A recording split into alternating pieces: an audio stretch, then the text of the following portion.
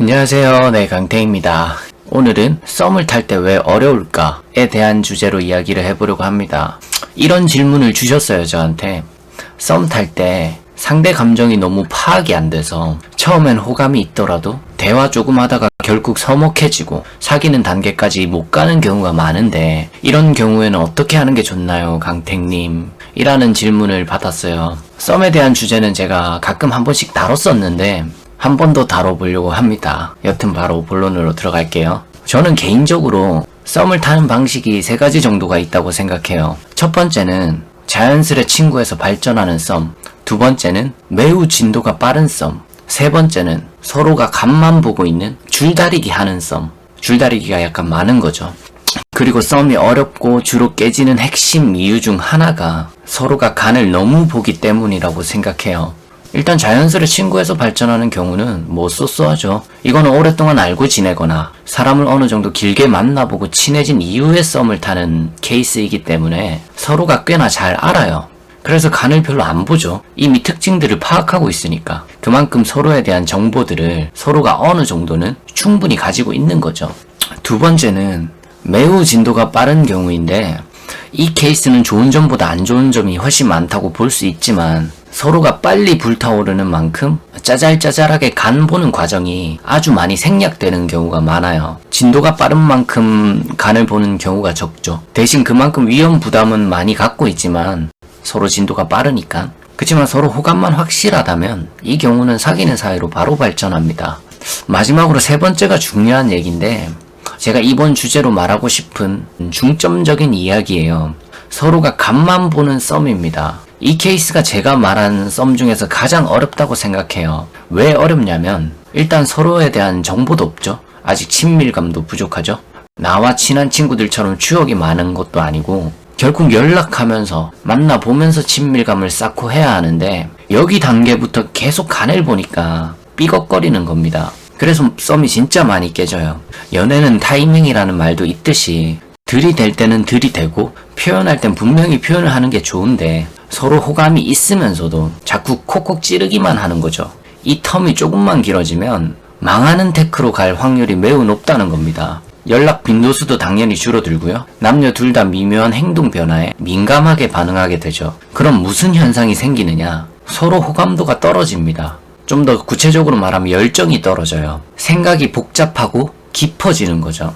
그리고 이 생각이 복잡해지면 나만 연락을 더 많이 하는 것 같고 얘는 표현이 갈수록 없어지는 것 같고 얘 마음은 더더욱 모르겠고 괜히 의리된 것 같고 그런 여러가지 복합적인 느낌들을 받게 되다 보니까 나도 자연스레 그냥 연락을 서서히 줄이면서 별로 안 하게 되는 거죠.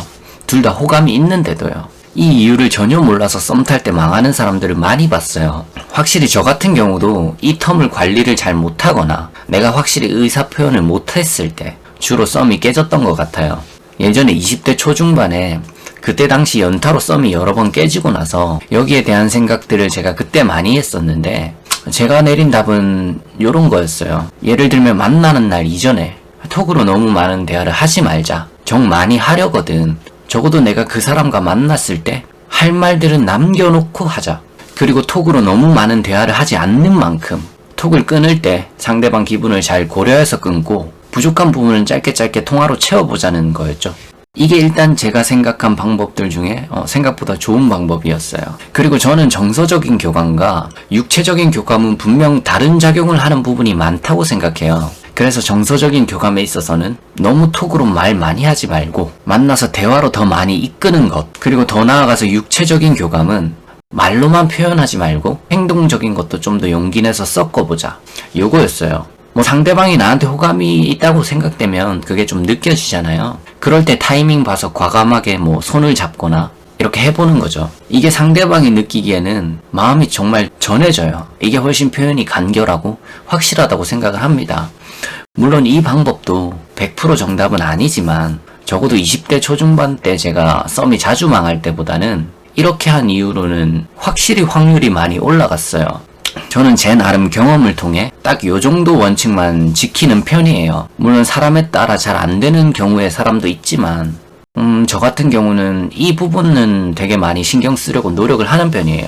이거 말고는 전 큰 노하우 같은 건 저한테 없는 것 같습니다. 그리고 서로가 호감이 있음에도 불구하고 제가 썸을 깨는 이유도 딱 하나가 있는데, 서로 썸 타는 시기에 저는 보통 그 사람 성격을 최대한 파악하려고 해요. 그리고 바르게 보려고 노력을 하죠. 최대한 편견을 내려놓고 좋은 부분을 많이 보려고 자세를 잡는 거죠. 물론 사귀는 단계까지 가지 않으면 안 보이는 부분도 많이 있어요. 많이 있겠으나 최대한 그 사람 장점을 많이 보고 바르게 보려고 해요. 그랬을 때 내가 호감은 많이 가지만 얘랑 연애하면 진짜 내가 너무 힘들겠다 싶은 사람들이 간혹 있었어요.